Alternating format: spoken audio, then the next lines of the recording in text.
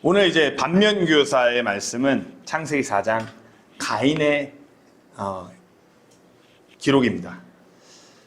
우리가 참 안타까운 현실은 세상 문화나 어떤 드라마나 영화 같은 데서 이 가인이라는 캐릭터를 성경에서 가지고 와서 마치 뭔가 억울한 비운의 캐릭터로 갖고 가요.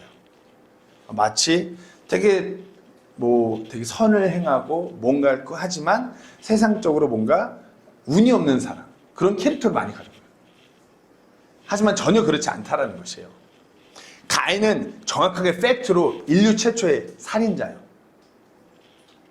인류 최초의 어떤 인류 최초 아니고 아주 인류 최초로 사람을 살인하고서 그것을 찬양하며 하나님보다 교만한 그런 아주 그냥 요즘식으로 그런 연쇄살인마 같은 사이코의 조상이 되는 사람이 바로 가인이에요. 오늘 본문의 내용은 간단해요. 하나님께서 가인의 헌물과 가인 자체에게도 전혀 관심이 없으세요. 그리고 아벨의 헌물에만 관심을 가지시고 아벨의 헌물만 받으세요. 이런 헌물을 드림에 있어서 가인과 아벨의 이 헌물을 드린 것을 놓고서 너무나 많은 해석들이 있고 또 이 창세기 4장에서 많은 교훈을 주고 있음이 사실입니다. 가인의 드림, 그리고 그의 살인, 그리고 정말 어찌 보면 도망자가 되어서 살아가는 그런 그의 삶. 우리가 이 가인의 오늘 본문 말씀을 통해서 가인을 살펴볼 때 가인의 이 모습에서 우리 자신들을 발견하셔야 돼요. 그리해야 가인의 이 성경 기록이 우리에게 반면 교사로서 교훈을 주고 우리 삶을 온전히 더 바로 세울 수 있다는 것이에요. 먼저 이 가인에 관한 이 성경 기록을 나누기 전에 창세기가 쓰여진 그 배경과 가인의 배경을 조금 나누려고 합니다. 하나님께서 이 가인에 대한 성경 기록을 기록하셨을 때 1차적으로 이 성경 기록을 대하는 사람들이 누구인지가 중요해요. 자, 여기서 어려운 질문. 창세기의 저자가 누구죠? 너무 어려운가요? 모세입니다. 모세는 노년에 이제 이스라엘 백성을 이끌고 광야에서 거닐 때 가나안 입성을 앞두고서 이제 가나안 땅에 들어가지 못하는 모세는 이제 이 이스라엘 백성들을 바라보면서 정말 안타까운 마음이 있었어요. 이대로는 안 되는데. 이와 같은 이 백성, 이 상태로는, 이와 같은 영적인 상태로는 정말 금방 무너져 내릴 것 같은데. 그와 같은 심정으로 있을 때 하나님께서 하나님의 그 영감을 통해서 모세를 통해 가지고 하나님의 영감으로 이 창세기 기록이 완성된 것이에요. 이스라엘 백성.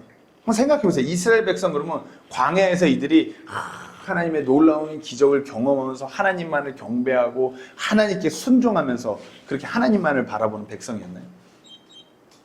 아니죠. 엄청난 기적들을 매일 순간순간 경험했음에도 불구하고 하나님의 그 놀라운 은혜가 정말 이들의 그 광야 생활 가운데 가득했음에도 불구하고 매번 목을 뻣뻣이 세우고서 하나님을 등지고 우상과 육신의 길을 걷고자 했던 백성이 바로 이 이스라엘 백성들이에요.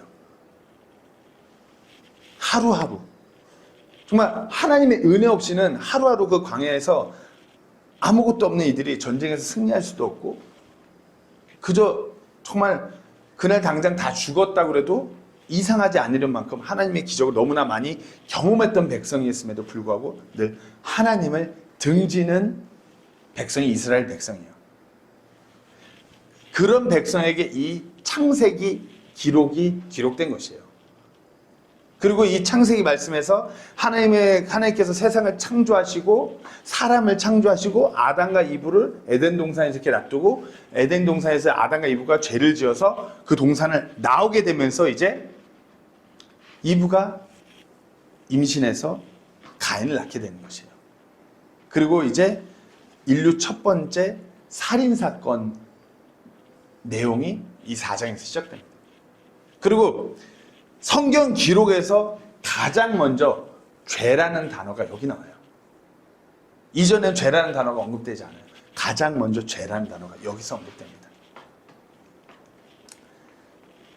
왜 제가 이 말씀을 드리냐? 이스라엘 백성은 이 가인과 아벨이 헌물을 드릴 때 그 헌물을 드리는 것에 대해서 정확한 지식이 있던 사람들이 바로 이스라엘 백성이에요. 왜? 광야에서 그들은 계속해서 그 율법 안에서 모세를 통해 배운 대로 하나님께 헌물을 드리는 백성이 이스라엘 백성이에요. 그렇기 때문에 1차적으로 이 가인의 드림이 어떻게 잘못되었는지를 가장 잘 아는 백성이 바로 이스라엘 백성인 것이에요. 그리고 또 1차적으로 이스라엘 백성, 2차적으로 우리는 성경 66권을 가지고 있기 때문에 가인의 이와 같은 그릇된 드림의 모습이, 가인의 그릇된 이와 같은 삶의 모습이 우리에게 반면교사로 다가올 수 있는 것이에요. 자, 그러면 여기서 또 다시 질문. 가인의 부모는 누구였을까요? 큰 소리를 해주세요. 복화술이에요? 아담과 이브죠. 아담과 이브. 가인의 부모가 다름 아닌 정말 그 인류 역사 가운데 죄라는 것을 우리에게 가져온 그 부모가 바로 아담과 이브고, 인류 최초로 피 흘림을 통해서 그 죄사함을 경험한 자들이 바로 아담과 이브예요. 창세기 3장 21절 말씀을 보면 이렇게 기록되어 있습니다. 주 하나님께서 또한 아담과 그의 아내를 위해 가죽옷을 만들어 그들에게 입히시니. 가죽옷을 만들려면 어떻게 해야 되죠? 동물을 죽여야 돼요. 죽이고 그걸 죽인 다음에 그 가죽을 다 이렇게 잘라서 벗겨내는 것이, 단순히 우리가 그냥 이것을 그 아담과 그의 아내를 위해서 가죽을 무슨 가죽 재킷을 어디 백화점에서 사주셨나, 이런 게 아니라 동물들을 죽여서 피를 다 빼내고 그 가죽을 벗겨서 입히신 것이에요. 아담과 이브, 그들의 죄를 가려주시기 위해서. 가인의 부모되는 아담과 이브, 특별히 아담은 자녀를 낳고서 자녀가 어느 정도 컸을 때 이것을 분명히 전했을 것이에요. 그렇죠? 야, 아들아, 아빠 엄마가 원래는 에덴 동산에 있었어. 너 에덴 동산 선악과라고 들어봤니? 실은 아빠 엄마가 그거 하나님께서 먹지 말라고 그랬는데 그 선과 악을 알게 하는 그 나무 열매를 먹어서 우리가 그 동산에서 나오게 된 거야. 그런데 하나님께서 우리를 용서해 주셔서 우리가 이렇게 살게 된 것이야. 이런 얘기를 계속 들었을 것이에요, 가인은. 그렇기 때문에 가인은 시간이 흐른 뒤에 3절 말씀, 시간이 흐른 뒤에 가인은 땅의 열매에서 주께 헌물을 가져오는 것에 대해서 왜 가져와야 되고 어떻게 가져와야 되는지에 대해서는 정확한 지식이 있던 게 가인이에요. 왜? 자기 아버지로부터 계속 들었으니까. 이때 당시 무슨 스마트폰, 인터넷에서 다양한 정보를 듣고 이럴 때가 아니에요. 이때 뭘 이렇게 책을 도서관에 남겨갖고 자료를 주고 이게 아니라 부모로부터 전해 듣는 것이에요. 부모가 만나고 부모가 교제했고 부모가 그렇게 어떤 사건이 있었던 그 하나님과의 관계에 대해서, 그 하나님에 대해서, 그것에 됐고 이 헌물을 그렇게 드리게 된 것이에요. 가인의 이 창세기 4장을 저는 아직도 어렴풋이 기억나요. 되게 어렸을 때 창세기 4장 이 기록을 읽는데 가인은 채식을 드렸고 아벨은 육식을 드렸는데 하나님은 육식주의자가 고기를 좋아하시나 보다. 그냥 단순히 어렸을 때 그렇게 생각하고 넘겼어요. 잘 모르니까. 근데 틀리죠. 여기에 많은 의미와 교훈이 담겨 있습니다. 3절, 4절 제가 다시 한번 읽겠습니다. 시간이 흐른 뒤에 가인은 땅의 열매 중에서 주께 헌물을 가져왔고 아벨도 자기 양떼의 첫 새끼들과 그것들의 기름 중에서 가져왔는데 주께서 아벨과 그의 헌물에는 관심을 보이셨으나. 아벨과 그의 헌물에는 관심을 보이셨어요. 그 드림을 통해서. 하지만 가인의 그릇된 드림을 통해서 하나님께서는 가인과 그의 헌물에 관심을 갖지 않으신 것이에요. 이스라엘 백성이 이 기록을 읽었을 때 이스라엘 백성은 가인의 이 드림을 보면서 정확하게 이 가인이 잘못했음을 알아요. 왜? 가인의 드림은 이렇게 드리는 것이 아니고 죄를 사하는, 그 죄를 하나님 앞에서 없애게 하는 드림은 분명히 피를 흘려야 되는데 가인의 드림은 그것을 잘못된 것이에요. 이스라엘 백성은 그걸 정확하게 알고 있었어요. 가인도 어찌 보면 그것을 정확하게 알고 있었어요. 피를 흘리는 것. 우리도 잘 아시다시피 히브리서 9장 말씀에 피 흘림이 없이는 죄에 대한 사면이 없는 것이에요. 이 가인의 이 첫 번째 드림은 어찌 보면 예수님께서 장차 창세기 3장 15절 말씀에 그 오실 그 메시아, 예언된 그 메시아가 앞으로 오셔서 십자가에서 우리의 죄값을 대신하여서 흘려야 하는 피를 상징하는 드림이에요. 가인은 분명하게 알았어요. 부모로부터 거듭해서 들었던 그 하나님, 그리고 그분께 드려야 되는 그 헌물. 그러나 그렇게 들었지만 그것을 온전히 드리지 않았던 가인이에요. 그리고 유다서 1장 11절 말씀에는 가인에 대해서 이렇게 기록되어 있습니다. 그들에게 화가 있을지어다. 그들이 가인의 길로 갔고. 가인의 길로. 분명히 하나님에 대한 지식은 있었지만 그 지식을 가지고 온전히 그 말씀대로 하나님을 따르지 못한 자들, 그것이 가인의 길이에요. 그리고 그들에게 화가 있을지어다라고 그렇게 기록되어 있습니다. 여기서 우리는 그와 같은 가인의 그 모습이, 잘못된 모습이 무엇인지 그 모습을 발견하고 우리가 그 동일한 우리 안에 있는 모습을 끄집어내서 그것을 부실 수 있어야 돼요. 가인의 그 같은 첫 번째 잘못된 모습은 종교인의 모습이에요. 분명히 가인은 하나님께 드렸어요. 이 행위만 놓고 보면 잘한 거죠. 자기 열매들을 갖고 와서 하나님께 드렸어요. 하나님을 위해서 무언가 했어요. 근데 중요한 사실은 하나님께서 하나님을 위해서 뭔가를 가져왔는데 그런 가인과 그의 헌물에는 관심을 갖지도 않으시고 오히려 잘못했다고 가인을 책망하세요. 7절 말씀에 보시면 네가 잘 행하면 내가 네 헌물을 받지 아니하겠느냐. 우리 성도님들 잘 들어주세요. 우리가 믿음의 삶을 살아갈 때 우리가 이와 같은 모습으로 하나님 앞에 드러나는 경우가 너무 많아요. 우리가 구원받은 그리스도인이라고 하면서 때로는 껍데기만 있는 종교인으로 살아가기 일쑤예요. 썬데이 크리스찬, 뭐 카멜레온 크리스찬, 뭐 때로는 가나안 성도, 다 껍데기예요. 하나님께서 분명히 이 성경 말씀을 통해서 하나님께서 무엇을 원하시고 우리가 어떻게 살아가야 되는지에 대해서 분명히 다 기록해 놓으시고 우리는 다 알매도 불구하고 내가 너희를 사랑한 것처럼 너희는 서로 사랑하고 용서하고 사랑하고 분명히 성경 기록에 다 기록되어 있음에 불구하고 우리는 그것을 다 거부해요. 그러면서 어떻게 살아가죠? 내 멋대로 살아가요. 내 식대로. 자기 중심적으로 살아가요. 가인의 종교적인 모습의 첫 번째는 다름 아닌 그의 자기 중심적 사고였어요. 분명히 하나님을 향해 알았어요. 부모를 통해서 처음에 부모가 무화과 나뭇잎으로 그들의 몸을 가렸을 때 하나님께서 그들의 그런 수치심이 이런 것들이 가려지지 않기 때문에 하나님께서 그들을 가죽옷을 입혀서 가리셨어요. 피를 흘려서 가리셨어요. 아버지 아담을 통해서 가인은 분명히 알았어요. 하지만 그냥 자기 식대로 한 거예요.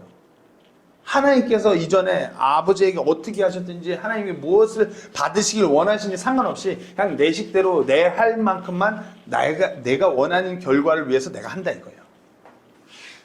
이런 식으로 교회 다니는 사람 엄청 많아요. 대한민국에서 그 어떤 나이가 좀 있는 어머니들의 신앙이 가장 뜨거워지는 때가 언제인지 아세요? 교회에 막 새벽 기도를 되게 열심히 나오기 시작하고 수능 100일 앞두고 이거는 교회를 막론하고 절, 천주교 다 가장 뜨거워지는 시즌이에요. 수능 100일 앞두고 무슨 100일 무슨 뭐 기도회, 고등학생들 수능이 다가오면 엄마들의 신앙이 뜨거워집니다. 애들은 야 너는 학원 가서 공부해. 교회 안 와도 괜찮아. 그러면서 내가 다 섬기고 내가 다 기도할게. 하나님의 말씀하고는 전혀 관계없어요. 내 식대로. 내가 원하는 대로. 내가 원하는 결과를 도출하기 위해서 마치 하나님 내가 이렇게 할 테니까 이 정도는 해주셔야 돼요.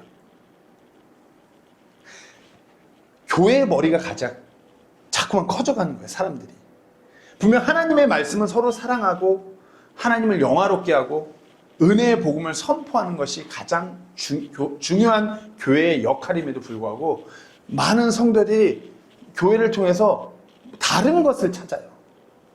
그리고 교회 안에서 뭔가 내가 생각하는 바, 내 어떤 철학, 내 삶의 가치관과 뭔가 교회가 안 맞으면은 하나님이 와도 안 될 듯이 마치 하나님과도 내가 맞짱을 뜨겠어. 이런 마인드로 거부해요.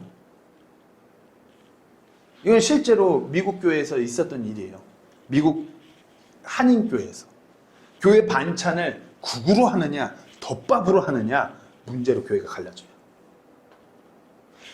국, 덮밥, 이게 문제가 아니에요. 내가 주장하는 바대로 교회가 안 흘러가니까, 내 주장, 내 가치관과 함께한 사람들 데리고 교회를 나가버리는 것이. 비일비재예요. 국, 반찬, 뭐 덮밥, 이런 문제. 아무것도 아닌 문제인데, 내가 주장하는 바가 교회에서 받아들이지 않지만 나가는 것이에요. 내 중심으로 교회가 돌아가야 되는데, 내가 주인, 이 교회 내가 주인인데, 왜 이렇게? 이런 식의 사고예요. 교회는 물론 우리가 교회예요. 하지만 우리가 주인이 아니에요. 주인은 우리 주 하나님이 교회의 주인인 것이에요. 내 뜻대로가 아닌 것이에요. 교회 안에서 어떤 성경 해석이나 뭐 번역에 이런 이슈가 있을 수 있어요. 하지만 우리가 근본적인 그 교리의 은혜의 복음에 관해서 동의를 하다라면 밥 먹는 거 문제 없잖아요. 서로 뭐 결혼식하고 장례식 할 때 축하해주고 격려해주고 위로해주는 거 문제 없잖아요. 서로 함께 섬기고 큰 하나님의 일을 이뤄가는 거 문제 없어요. 물론 강단 교류 뭐 오셔서 설교하고 뭐 이런 교리적인 제절 뭐 이런 거는 함께 할 수는 없겠죠. 각 교회가 개별로 가니까. 하지만 큰 하나님의 일, 이 땅에서 살아가면서 서로 사랑하고 복음을 전하고 이런 거 서로 함께 할 수 있는 것이에요. 그러나 극적으로 자기 중심적인 이 종교인들은 자기만 옳고 무조건 자기 식대로예요. 마치 어떤 히틀러와 같이 교회 안에서 군림하고 싶어하는 것이에요. 내가 성경 해석을 이렇게 하니까 전부 다 이 해석대로 가야 돼. 아니죠. 각양각색의 사람들이 하나님의 말씀을 대하고 찔림을 받고 해석하는 다양한 결과를 도출할 수 있어요. 누가 맞다 틀리다의 문제가 아니라 다를 수 있는 것이에요. 그러나 참 자기중심적인 사람은, 교만한 사람은 나랑 틀리면, 내 뜻에서 벗어나면 가인과 같이 분노해요. 5절, 6절, 7절 말씀 보겠습니다. 가인과 그의 헌물에는 관심을 보이지 아니하셨으므로. 가인이 자기가 자기 식대로 드렸는데 그것이 하나님께서 받으시지 않으니까 이제 분노하기 시작하는 거예요. 가인이 몹시 분을 내고 그의 얼굴이 침울해집니다. 주께서 가인에게 이르시되 네가 어찌하여 분을 냈냐? 야, 너가 어찌하여 분을 냈냐? 어찌하여 네 얼굴이 침울해졌느냐? 네가 잘 행하면 내가 네 헌물에 받지 아니하겠느냐? 하나님 중심, 하나님 원하시는 대로, 주님 뜻대로 그렇게 드려주고 나아가야 되는데 전혀 그렇게 하지 않고 내가 생각한데 내 계획대로 안 받아주니까 막 분을 내는 것이에요. 우리는 주님 뜻대로 행하고 주님 뜻대로 나아가는 것이에요. 내 뜻대로가 아닌 것이에요. 내가 원하는 바가 아니더라도 내 눈에 틀린 것처럼 보여도 주님의 그 큰 뜻을 생각하셔야 되는 것이에요.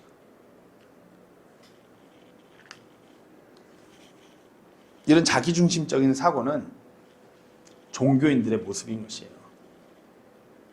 주님 뜻대로, 그저 성경에 기록된 대로 행하고 성경에 기록된 대로 나아가는 것이에요. 다른 그 종교인의 모습은 자기중심적이고 그 다음에는 행위중심적이었어요. 가인과 아벨이 둘이 같이 드렸어요. 어찌 보면 가인의 드림은 종교인의 드림, 아벨의 드림은 진정한 그리스도인으로서의 드림을 상징하는 것 같아요. 가인의 드림은 그저 행위고 아벨의 드림은 믿음의 드림이었던 것이에요. 왜냐하면 가인과 아벨은 아담과 이브로부터 말씀드렸다시피 그 하나님에 대해서 에덴 동산 사건에 대해서 가죽옷을 동물의 피를 흘려갖고 가죽옷을 입은 그 모든 사건에 대해서 다 들었어요. 그런데 어떻게 해요? 그걸 듣고 아벨은 믿음으로 그와 같은 피를 흘리는 드림을 드렸어요. 하지만 가인은 아니에요. 그저 그냥 그거 듣고 뭘 드리긴 드려야 되는 것보다 하긴 해야 되는가 보다 어떤 행위만 껍데기만 드린 것이에요. 나는 농사하는 사람이니까 그래 열매 드리면 되는 거 아니야? 이 드림에는 하나님을 향한 믿음이 없었던 것이에요. 그저 행위만 하는 것이에요. 분명 부모로부터 하나님에 대해 죄에 대해서 들었더라면 이 드리는 지금 이 헌물이 무엇을 의미하는지를 가인은 정확하게 알았을 수밖에 없어요. 근데 어떻게 해요? 그 믿음은 없고 행위만 남은 것이에요. 그렇기 때문에 이스라엘 백성이 하나님께 그렇게 헌물을 드릴 때, 제사를 드릴 때 그 피가 무엇을 의미하는지 정확하게 아는 백성들이에요. 6월절 어린 양의 피, 패스오버, 그 피를 볼 때 넘어가는 거야. 그 피가 자신들의 죄를 사하는 그 상징적인 의미를 대속하는 것을 정확하게 아는 이스라엘 백성. 가인도 그것에 대해서 정확하게 알았던 것이에요. 그러나 이때 가인은 하나님에 대한 믿음은 전혀 없고 부모로부터 그러니까 뭔가 하긴 해야 되니까 그와 같은 행위. 아까 말씀드렸다시피 유다서 1장 11절에서는 그와 같은 믿음이 없는 행위만 있는 것에 대해서 화가 있고 그것을 가인의 길이라고 말하는 것이에요. 때문에 하나님께서는 가인의 이와 같은 헌물에는 관심도 갖지 않고 가인에게도 관심도 갖지 않고 그것을 받지 않으신 것이에요. 믿음은 볼 수가 없는 것이에요. 그죠? 혹시 믿음을 볼 수 있는 분 계신가요? 없으시겠죠. 성경 기록에도 믿음은 보이지 않는 것의 실체라고 하였어요. 그러나 종교인들은 어떻게 해요? 믿음은 그들에게 있어서는 보여야 되는 걸로 착각해요. 가장 중요한 것은 종교인들은 그 같은 행위를 일삼는 것이 왜요? 그 행위를 드러내기 위해서. 자기 속에 믿음이 아니라 자기가 얼마나 무엇을 했는가 그것을 드러내기 위해서. 예수님이 인격적으로 만나지 않았더라도 자기가 무슨 행위를 하고 있으면 마치 자기가 천국 가는 건 줄 착각해요. 그냥 일요일에 교회 열심히 가는 거, 교회 할 때 옷 단정히 입는 거, 교회 와서 식사 봉사도 잘하고 꾸준히 일도 하고 헌금 내라는 거 11조, 감사 헌금, 무슨 미디어 헌금, 또 무슨 생일 축하, 꽃꽂이 헌금, 무슨 임직 감사 헌금, 무슨 졸업 감사 헌금, 입학 축하 헌금 되게 많죠? 줄줄줄 읽으면 더 나와요. 그런 거 막 행위를 하면은 그것이 그 드러난 행위가 믿음인 걸로 착각하는 것이에요. 믿음은 보이지 않는 우리 속 안에 있는 것인데 그와 같은 행위가 자신들의 믿음으로 평가하는 것이에요. 그리고 심지어는 행위 구원론이라고 신학적인 이론도 내세워요.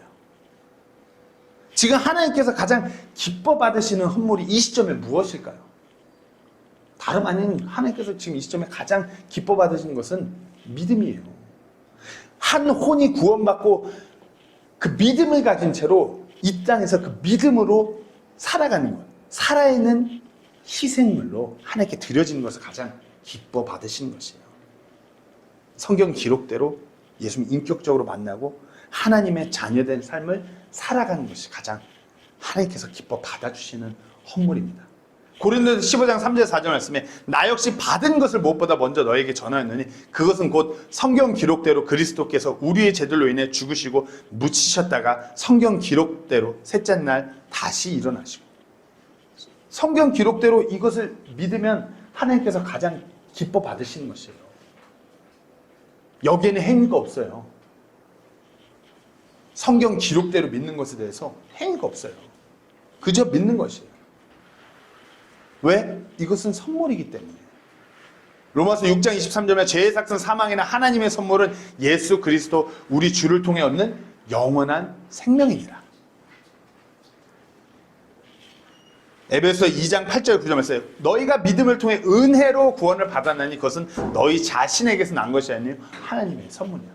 우리 자신에게서 난 것이 아니에요. 우리 어떤 행위에서 난 것이 아니에요. 하나님의 선물이에요. 거저 주신 것이에요. 행위에서 난 것이 아닌 이것은 아무도 자랑하지 못하게 하려 합니다. 우리가 무슨 일을 했다고 해서 가인처럼 하나님 왜 이거 안 받으세요? 내가 이렇게 했는데 왜 하나님 기뻐하지 않으세요? 이거 말할 권리가 없는 것이에요. 우리 믿음을 보시는 것이기 때문에. 우리를 구원하신 주님의 은혜에 감격해서 우리가 하나님께 드리고 섬기고 헌신하는 것이에요. 날 구원하신 그 주님의 은혜가 너무 감격스러워서 우리의 물질을, 우리의 시간을, 우리의 재능을, 우리의 은사를 그렇게 드리는 것이에요. 이 믿음이 없이는 그저 껍데기 행위에 불과한 것이에요. 하나님께서는 우리의 속 중심, 우리의 믿음을 보시기 때문에. 주의 첫날 경배하는 이 모임 가운데 와서 자리만 앉아있다고 해서 하나님께서 기뻐 받으시는 것이 아니에요.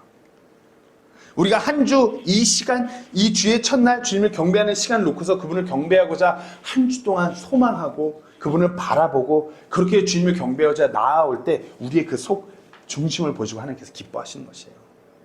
우리가 아무리 무슨 갖추어진 찬양 악기 섹션이 없다고 해서 많이 모이지 않는다고 해서 장소가 변변치 않다고 해서 하나님께서 기뻐 안 받으시는 것이 아니에요. 우리 속 중심을 통해 기뻐 받으시는 것이에요. 행위가 아니라 믿음인 것이에요. 우리의 행위를 통해서 하나님께서 어떻게 일하시는 거 아니에요. 우리가 무슨 기도를 몇 시간 해야지 하나님께서 역사하시는 거, 우리가 무슨 기도를 막 뜨겁게 소리 질러가면서 부르짖어야지 일하시는 하나님 아니에요. 우리의 믿음을 보고 기뻐하시고 우리의 믿음을 통해서 역사하시는 것이에요. 기도를 통해서 움직이는 것이 아니라 기도하는 우리의 믿음을 보시는 거고, 경배를 통해서 하나님께서 역사하시는 것이 아니라 경배하는 우리 안에 믿음을 보시고, 드림을 통해서 기뻐하는 것이 아니라 드리는 우리의 믿음을 보시는 것이에요. 섬김 가운데서 그 섬김을 통해 일하는 것이 아니라 섬기는 자들의 그 믿음을 보고 기뻐하시는 것이에요. 히브리서 11장 6절 말씀에 그러나 믿음이 없이는 하나님을 기쁘게 할 수 없나니 그분께 가는 자는 반드시 그분께서 계시다는 것과 또 그분께서 부지런히 자신을 찾는 자들에게 보상해 주는 분이시라는 것을 믿어야 하느니라. 이것이 믿음. 하나님께서 이것을 기뻐 받아주시는 것이에요. 어떤 행위가 아니라 하나님이 진짜 살아 역사하시고 우리가 정말 부르짖고 하나님을 구할 때 우리에게 응답하시는, 우리 삶 가운데 일하시는 그 같은 보상해 주는 것을 우리가 믿음으로 나아갈 때 하나님께서 기뻐 받으시는 것입니다. 마지막 또 다른 그 종교인의 모습은 적당주의입니다. 적당주의. 가인은 자기 생각대로 그냥 껍데기 행위만을 드렸어요. 그리고 가인의 모습은 적당히 드리는 적당주의에 찬 모습이었어요. 자기 마음대로 어느 정도, 요 정도 하면은 되겠지, 그렇게 기뻐하시라는 착각 속에서 적당히 행한 것이에요. 이것이 종교인의 모습으로 가인이 행한 것이에요. 2절, 3절, 4절 한번 읽어보겠습니다. 그녀가 다시 그의 동생 아벨을 낳았는데 아벨은 양을 지키는 자였으나 가인은 땅을 가는 자였더라. 시간이 흐른데 가인은 땅의 열매 중에서 주께 헌물들을 가져왔고 아벨도 자기 양떼 첫 새끼들과 그것들의 기름 중에서 가져왔는데 주께서 아벨과 그의 헌물에는 관심을 보이셨습니다. 가인은 양을 치는 목동이 아니라 농사 짓는 사람이었어요. 우리가 그냥 일반적으로 생각할 때 농사 짓는 사람이니까 농사에서 잘 추수해갖고 갖고 오면 괜찮겠지. 이건 어찌 보면 인본주의적인 그런 사고예요. 하나님께서 분명히 말씀하시고 하나님께서 받으시고자 하는 것이 있어요. 우리가 대충 어느 정도 해서 이렇게 하면 드리면 되겠지, 이게 아니라는 것이에요. 우리가 여기서 그냥 피에 관한 어떤 그런 앞으로 예수님께서 대속의 상징적인 이런 교리적인 걸 제하고 그냥 드림만 따지고 봤을 때도 가인은 적당히 드린 것이에요. 자, 보세요. 시간이 흐른데 가인은 땅의 열매 중에서 주께 헌물을 가져왔고, 무슨 차이인지 보세요. 땅의 열매 중에서 주께 헌물을 가져왔고, 아벨의 드림, 자기 양떼의 첫 새끼들과 그것들의 기름 중에서. 무슨 차이인지 알겠어요? 가인은 대충 추수해갖고 가져온 것이에요. 근데 아벨은 어떻게 해요? 가장 귀한 양떼들의 첫 새끼들. 얼마나 고대고대하면서 그 새끼를 보겠어요, 처음에. 그렇잖아요. 첫 그 새끼들. 가장 귀한 거예요. 그것들이 또 기름을 이렇게 해갖고 하나님께 가져온 것이에요. 가장 값진 것, 가장 귀한 것으로 하나님께 최상의 것을 드리고자 한 아벨의 드림이었는데, 가인은 적당히. 그러니까 농사꾼이니까 추수한 것 좀 갖고 가면 되지. 적당히. 그래서 히브리서 11장 4절 말씀에 이렇게 기록되어 있습니다. 믿음으로 아벨은 가인보다 더욱 뛰어난 희생물을 하나님께 드리고 그것에 의해 자기가 의롭다는 증거를 얻었는데 하나님께서 그의 예물들에 대하여 증언하시며 그가 죽었으나 믿음으로 여전히 말하고 있느니라. 아벨은 믿음으로 하나님이 누구시냐는 데는 그 믿음이 분명히 있었기 때문에 가장 값진 것을 드린 것이에요. 믿었기 때문에. 믿음으로 더욱 뛰어난 희생물을 하나님께 드린 것이에요. 그리고 하나님께서 그 중심을 보고 그것을 기뻐 받으신 것이고요. 잘 아시다시피 이번 주에 오케스트라 팀이 왔다 갔잖아요. 저도 그렇게 프로페셔널 진짜 뭐 다 이게 개인적으로 만나보니까 뭐 런닝맨 출연해서 뭐 이런 뭐 방송국에 뭐 다 한 자리씩 하시는 분이에요. 그 분야에서. 뭐 첼로면 첼로, 바이올린은 바이올린, 비올라면 비올라, 플루트, 클라리넷. 그리고 그 팀의 리더가 이제 정호 바이올린 가르쳐 주시는 선생님인데 그 자매님이 고백이 이래요. 솔직히 그와 같은 전공자분들은 이와 같은 곳에 악기 들고 나오는 게 되게 부담된대요. 습한 나라, 위험한 환경 다니다가 자기 어디 다치거나 아니면 악기가 습기를 먹거나 그러면 벌써 그게 막 아주 섬세한 감각으로 피아노 치고 막 악기를 다뤄야 되는 분이고 그런 악기가 아주 예민한 악기잖아요. 우리가 뭐 1, 20만 원 이런 악기들이 아니잖아요. 그걸 다 들고 와요. 첼로요? 제가 매봤거든요. 정호 못만한 거를 자매 한 분이 그걸 이렇게 메고 다녀야 돼요. 그걸 플레이하기 위해서. 다 그리고 악기가 늘 어딜 가든지 악기는 꼭 들고 가요. 악기는 꼭 들고 가요. 그러면서 그 팀의 단장이신 그 자매님의 고백이 가장 우리가 하나님께서 우리에게 이와 같은 재능을 주셨으면 가장 귀한 것을 하나님께 드리기 위해서 이렇게 매년 한 번씩 선교를 나온대요. 생각해 보세요. 이 시즌에 비행기 티켓값만 해도 저렴하지 않아요. 그리고 이들이 원체 스케줄이 바쁜 분들이기 때문에 비행기 티켓에 티켓팅을 일찍 하지 않았어요. 한 달 전에 했어요. 가장 성수기란 이 시즌에. 그리고 이들이 그렇게 한 주를 쉼으로 인해서 경제적인 손실이 얼마나 날 것 같으세요? 얘기 들으니까 이렇게 얼핏얼핏 하신 얘기 들으니까 무슨 그냥 교회 반주예요. 세상 일이 아니야. 교회에서 뭐 이렇게 땜빵으로 반주 한 번을 가도 10만 원 받는데요. 반주 한 번. 세상에서는 얼마겠어요? 그 일주일을 그렇게 쉬고 그 비싼 티켓을 들어가면서 자기들 사비를 써서 이곳에서 이렇게 일정을 소화하는 비용을 내고서 그 비싼 비용을 지불하면서 그뿐만 아니라 단순히 그렇게 다니면서 아유 이게 이런 악기 잘 모르지 대충 아니었어요. 너무 저는 들으면 하나도 모르겠는데 너무 다 좋은데 막 그러면 자기들끼리 이러면 안 된다고 박자가 빠르고 막 이래서 다시 맞추고 이 박자가 느리잖아요. 다시 맞추고 여기서 좀 더 빨리 들어와야 되잖아요. 다시 맞추고 아주 최상의 것을 드리기 위해서 아주 예민하게 반응하는 그 오케스트라. 그렇게 다니면서 그런 연주를 하나님께 드린 것 같은 찬양이 모든 성도들의 마음에 감동을 주었어요. 무엇보다 그리고 하나님께서 그 찬양을 기뻐 받으셨을 것이에요. 그 첼로 하는 자매님은 일정이 너무 힘들었어요.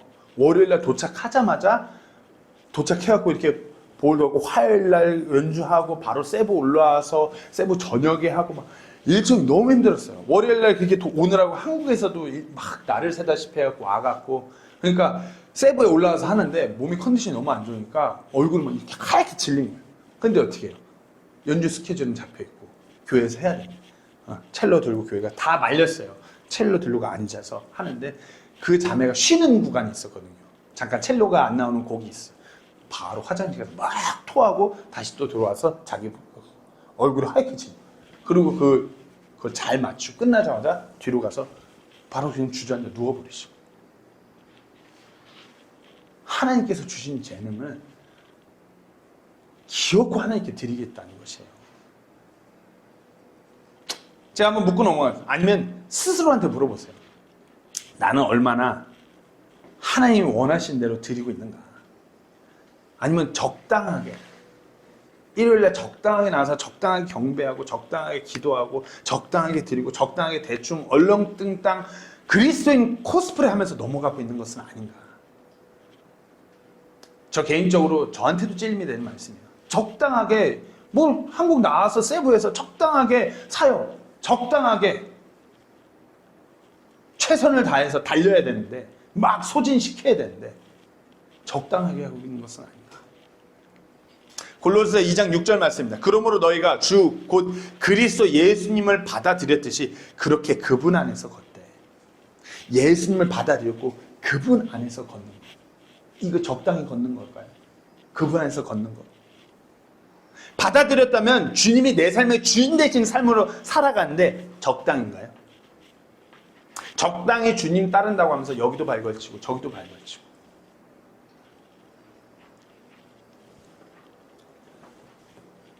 그리스도인에게 회색은 없어요. 검정 아니면 흰색. 뜨겁든지 차갑든지.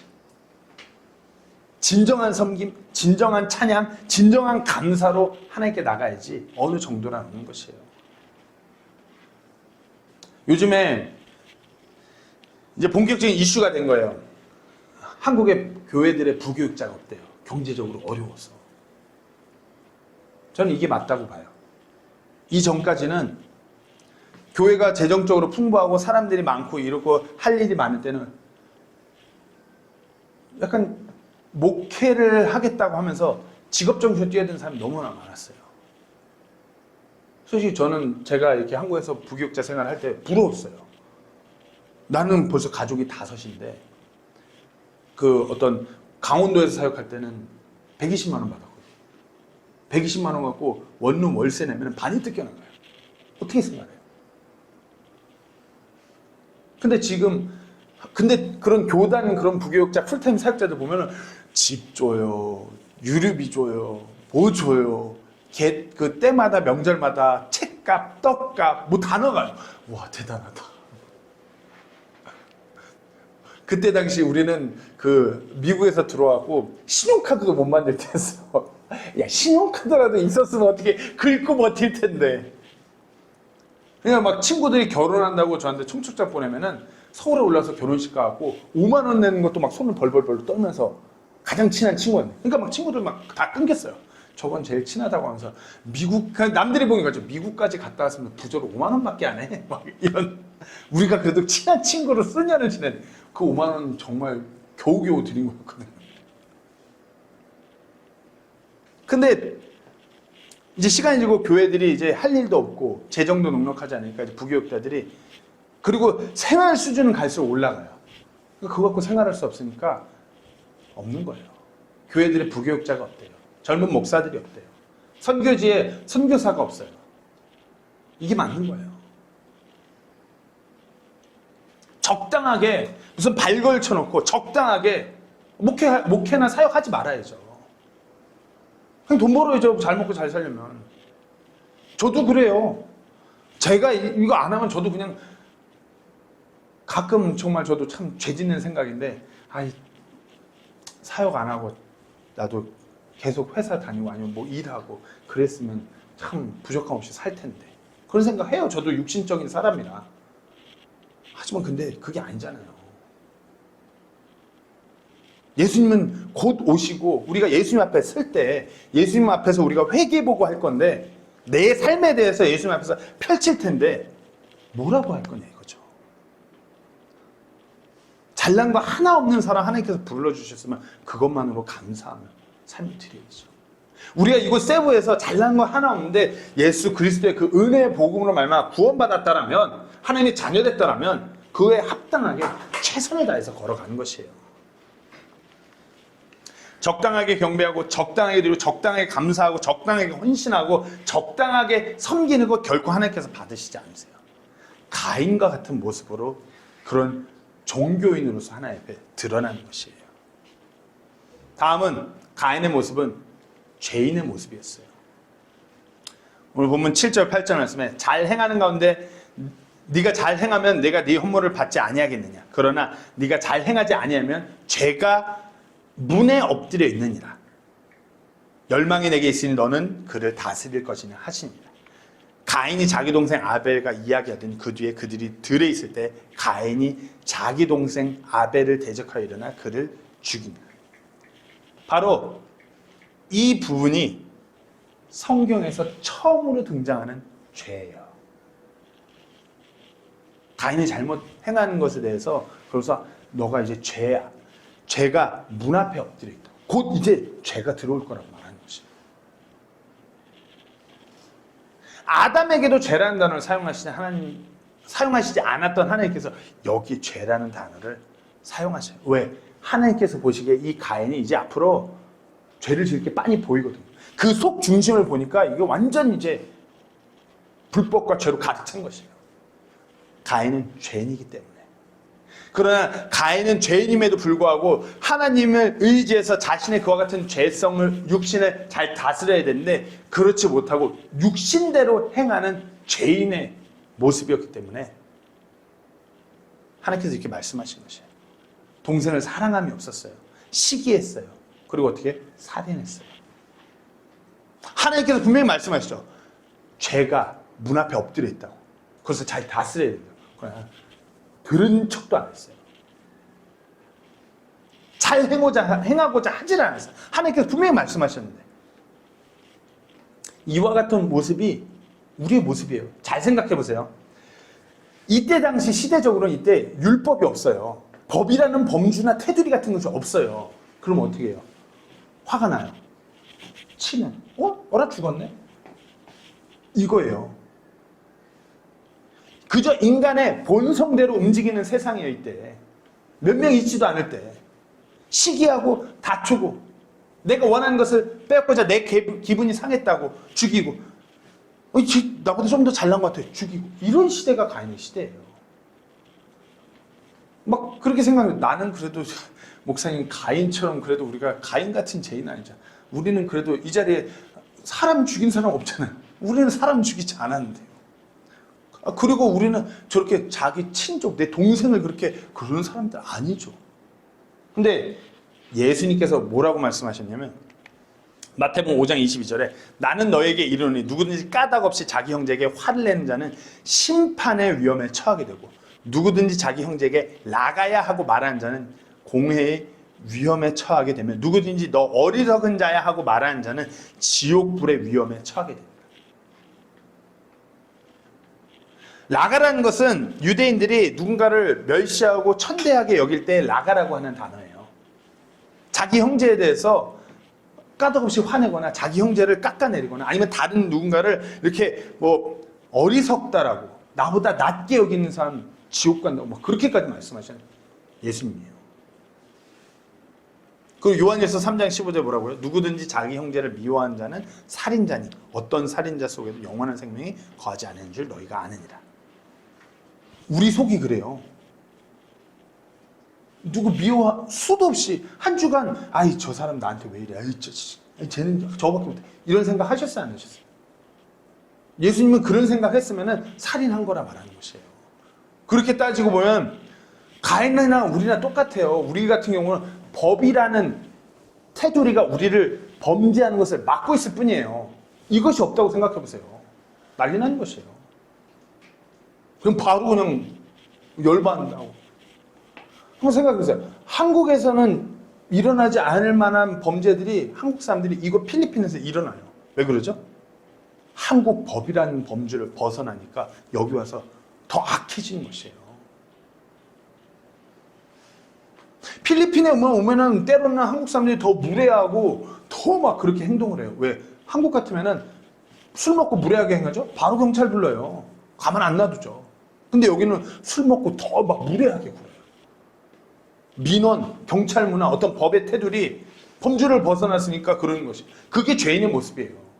우리가 지금 살아가는 이 시대는 법이라는 범주가 있어요. 질서라는 범주가 있어요. 그것이 우리가 그런 우리 안에 이런 살인하는 이런 것들을 제재하는 것이지, 만약 그런 것이 다 없다라면 우리도 가인과 같아요. 똑같은 죄인이에요.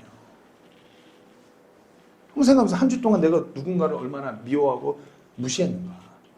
가인과 똑같이 한 것이에요. 한 주간의 삶을 매 순간마다 매일매일 돌아보시고 내가 그와 같은 마음을 가졌다면 하나님께 그것을 고하고 용서를 구하고 다시 하나님께로 내 삶의 방향을 조율하셔야 돼요. 하나님의 말씀대로 육신에게 기회를 주시면 안 돼요. 그런 육신적인 부분을 철저히 부셔버려야 하는 것이에요. 로마서 8장 12절에서 14절 말씀입니다. 그러므로 형제들아 우리가 빚진 자들이지만 육신을 따라 살도록 육신에게 빚지지 아니하였느니라. 너희가 육신을 따라 살면 죽을 것이나 성령을 통해 몸의 행실을 죽이면 살리라. 하나님의 영에 의해 인도받는 자들은 다 하나님의 아들들이니.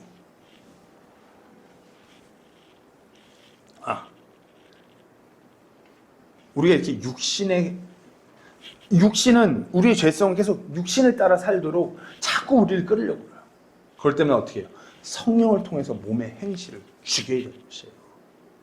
끊어내야 되는 것이에요. 우리 안에 그런 누군가를 미워하고 막 범죄하고 막 이렇게 들끓어올 때 정말 이 진리의 말씀을 통해서 우리가 그것을 죽여내는 거죠. 우리가 말씀을 읽고 묵상하고 이 말씀대로 내 자신을 드리고자 할 때 성령님께서 우리 안에서 일하시는 것이에요. 그럴 때 우리가 죄인의 모습으로서가 아니라 하나님의 아들들로서 그 하나님의 영에 의해서 인도받아서 나아가는 것이에요. 내 육신이 원하는 대로 살아가죠. 사망이에요. 무너지는 것이에요. 육신이 원하는 대로 그런 어떤 돈, 성공 그것만 보면서 달려가죠. 그럼 그 외의 모든 것들은 다 무너지게 돼 있어요. 많은 사람들이 내가 내 가족을 잘 먹이기 위해서 그렇게 열심히 사업을 성공시키고 돈을 많이 버는 겁니다. 시간 지나죠? 돈 남고 다 망가져요. 자기는 이걸 위해서 달렸다는데 그게 다 망가져요. 하나님의 영광 위해서 내가 하나님의 일을 하기 위해서 이렇게 성공해야 되는 것입니다. 시간 지나죠? 그걸로 인해서 하나님의 영광 가려요. 마지막입니다. 피상속인의 모습. 그러니까 상속인은 받는 사람이죠. 피상속인은 주는 사람이에요. 가인은 자기 후손들에게 정말 귀한 믿음의 유산을 물려준 것이 아니라 악한 유산을 물려줬던 자가 바로 가인이었어요. 가인의 모습은 껍데기만 있는 종교인의 모습이었고 사람의 본성이 어떤지 그 죄인의 모습이었고 그리고 그와 같은 삶을 살아가는 자가 다음 세대 다른 이들에게 어떤 영향력을 주는지를 보여주는 창세기 4장의 기록인 것이에요. 가인의 후손에 대한 기록이 성경에 이렇게 기록되어 있죠. 나중에 시간이 되시면 읽어보셔도 됩니다. 창세기 4장 23절에서 24절 말씀만 좀 보실게요. 라멕이 자기 아내들에게 이르되 아다와 실라여 내 음성을 들으라. 라멕의 아내들이여 너희는 내 말에 귀를 기울여. 내게 상처를 입힌 남자를 내가 죽였고 나를 다치게 한 청년을 죽였느니라. 가인을 위해 7배로 복수가 이루어질 것이라면 참으로 라멕을 위해서는 77배로 복수가 이루어지리라 하였더라. 인류 역사에서 첫 번째로 아내가 한 명이 아닌 2명을 둔 사람이 바로 이 라멕이라는 사람이에요. 그래서 어떻게 하냐? 아내라는 것은 하나님께서 남자가 홀로 있는 것을 보고 좋지 않기 때문에 그런 합당한 조력자로서 아내를 주신 거예요. 그런 건 다 온데간데 없어요. 하나님의 말씀을 철저히 무너지고 자신 원하는 데 아내를 둘을 얻고 그리고 자기의 분풀이 막 화가 난다고 보세요. 내 말에 내게 상처를 입힌 남자를 죽였어요. 그리고 나를 다치게 한 청년을 또 죽였어요. 연쇄살인을 하고서 그러고서 아내들한테 찬양하는 거야. 내가 이런 사람이다. 내가 이렇게 죽였고 저렇게 죽였고 하나님께서 가인 건드리면 7배로 복수하신다고 그랬지 나 건드리면 77배야. 이러면서 자기 스스로를 찬양하는 어리석은 자가 바로 가인의 후손이에요. 하나님께서 이 지경이 되니까 어떻게 해요? 이제 이 후손은 여기까지고 다시 아담과 이브로부터 새로운 세대를 이뤄가세요. 가인의 세대는 여기서 끝난 것이에요. 가인이 자기 후손들에게 상속했건 그와 같은 껍데기만 나는 죄인의 모습들을 내려준 것이에요. 이것이 바로 가인이 주는 교훈이에요. 창세기 4장의 이 가인의 성경 기록을 읽으시면서 반면교사로 삼으셔야 돼요.